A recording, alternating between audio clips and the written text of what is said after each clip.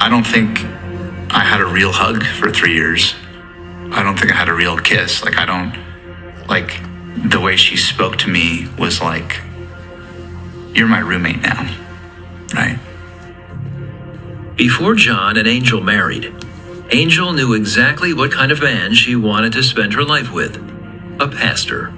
I knew that if I found a man who would love Jesus, he would know how to love me. Like somehow along the line, like I just had it in my core that if he loved God, he could love me.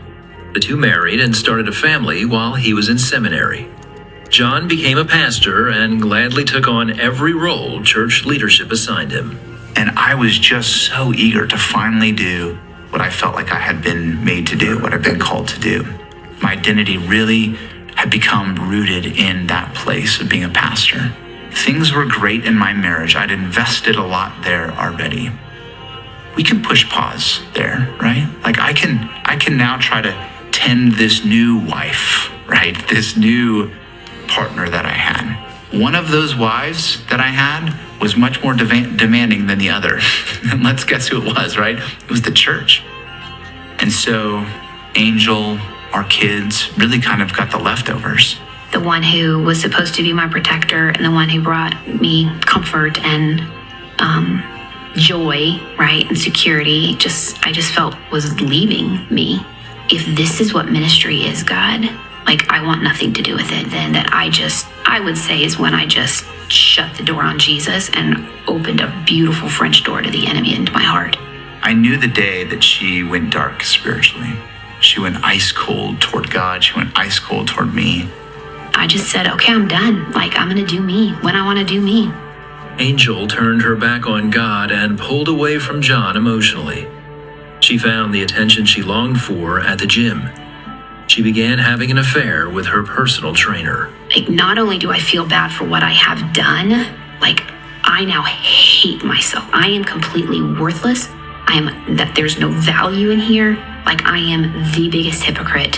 What's the point? Why try? And so I just gave myself to whoever wanted me. First thing I want to chime in on is I'm definitely no expert when it comes to this issue, but when I came across this video, it just opened my eyes to just a lot of different aspects, whether, in our marriages, in our priorities, and again, always being transparent like I am, I've fallen very short myself in this area.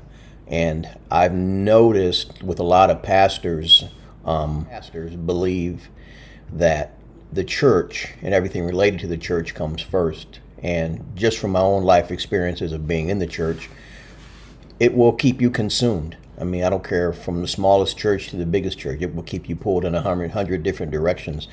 And what's funny to me is how many pastors get caught up in this when the Bible makes it very clear what the priority is. Our priorities are obviously God first, and then our spouse, and then our children, and then everything else. But all of us as human beings at one time or another has mixed up that order, and we wonder why we have the chaos. Now, I'm not condoning what this lady chose to do, but on one hand, I understand it, but on the other hand, it doesn't make the behavior acceptable. And it doesn't matter if it was him going out and doing it or her going out and doing it. In God's eyes, the behavior is wrong, and it's just the human condition, how we allow ourselves to get caught up in what our flesh wants. Again, like I said earlier, guilty of that myself. But hopefully something in this video will help you to realize and recognize that we serve a big God who is merciful and gracious to us regardless of the choices and the mistakes that we make, and that he's in the healing and the restoration business, not us being upset because our spouse did this or that and we throw them away like you've heard the saying, don't throw the baby out with the bathwater. With guilt, Angel eventually confessed the affair to John, but her heart remained hard. John kept the affair private. If I share this, if I force this to the table, what happens then to who I am, a pastor, right? Does that just all go away?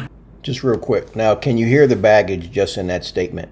We get so wrapped up and consumed with what other people are going to think or how they're going to view it. And yeah, you're going to always have those people that are going to leave the church look at you like, well, you're a pastor. You don't even have your own family together.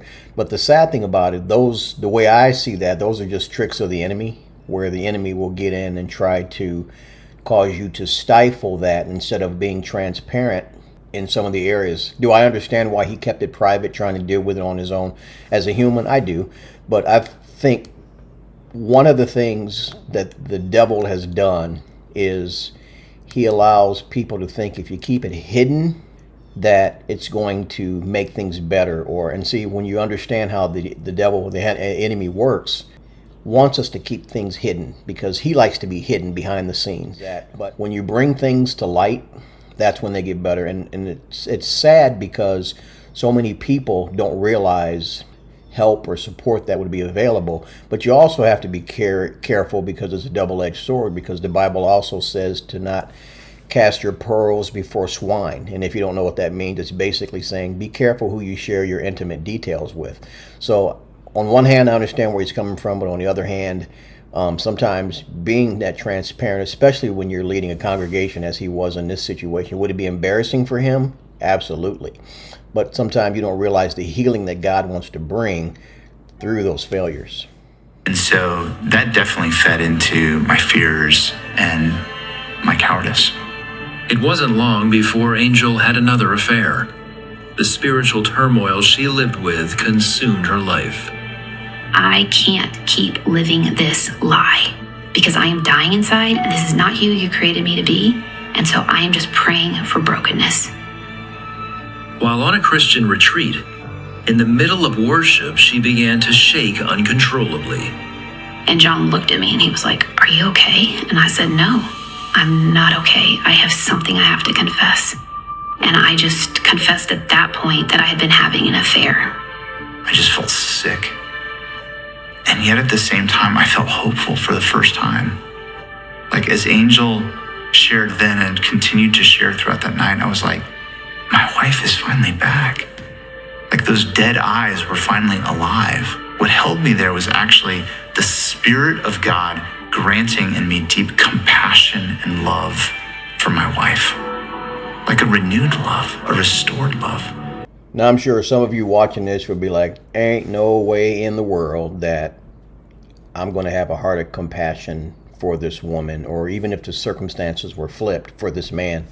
And that just shows you the depth of when you have a real relationship with Christ, the things that he can do in your heart. You can't do this in your humanness, in your flesh, because your flesh, just like when she went out and acted out and decided to step into these other relationships, she basically said, if you remember in the video, she said, I was going to do me. I was just done. And I understand that. But again, when you really understand what God can do through a person, it's amazing to hear what this guy was able to just, how he had compassion towards his spouse. I mean, it's even hard for me to wrap my head around a little bit, but that's what the Holy Spirit can do. As I would say, kind of a clearer, godlier love for her than I'd ever experienced before. Together, they began a 2-year process of reconciliation and forgiveness with counseling, confessing every sin and misplaced priority. This was the prayer of my heart. If there's anything in the dark, Lord, bring it to the light. No matter the cost, bring it to the light. I want nothing to get in the way of you getting glory in my life and of me stepping in your will. Have mercy on me. Don't forsake me. Don't leave me. Don't leave us. Restore this. You can do it. It's in your power. I'm giving you my all, Jesus. I don't want to die rejecting you. John continues to pastor with Angel by his side, their marriage restored and their priorities in order, thankful for God's love and forgiveness. We celebrated 23 years yesterday. Yeah. God is good. And I know what a treasure I have in Angel. I know what a treasure I have. And I would give up pastoring in a heartbeat for her, if that's what I needed to do. Jesus sings and dances over me, and he delights in me, and my sin, my guilt, my shame is covered by the blood of Christ. And so you have freedom to think whatever you want about me, but I'm not going to let that define me, because Jesus does. And he's happy with me, and that's good enough for me. Yes, I am ambitious for God's kingdom. I am ambitious for his church.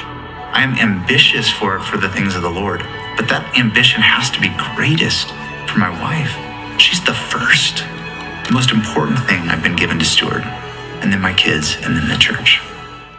He was given the privilege of stewarding, and I think what he's trying to say is that is his first priority. What a lot of people don't do, and I've fallen in this area myself, is my wife has made this statement to me. She's God's daughter. How are you treating his daughter? You know, and again, and you can flip it from man to woman and woman to man, but right now we're just focusing on, and one thing I like about this pastor is he recognized that as the head of his home, yes, his wife went out and made decisions that she should not have.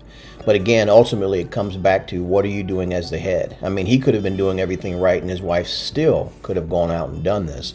But the point I'm trying to make and trying to get especially men to see is that how are you stewarding or being or managing what God has already given you? And we don't look at it that way. You know, a lot of people think, well, I'm a pastor. God's going to want the church and the parishioners to be his first priority. But what a lot of people don't understand, and I can't remember where I've read this, but it talks about if your own house is in order, how can you shepherd and steward other people? You know, I mean, it's just the reality of it. And again, not trying to come off like I'm some expert, just having dealt with a lot of this stuff myself as far as the relationship stuff and trying to be better and trying to be more like Christ and recognizing failures and working towards being better in those areas. That's what my prayer is for all of you actually watching this, whether you're a man or a woman. Anyway, I'm going to jump off here. Make sure that you like the video. Also, make sure that you subscribe to the channel if you haven't already done so. And as always, I love you guys, and I will check you on the next one. Later.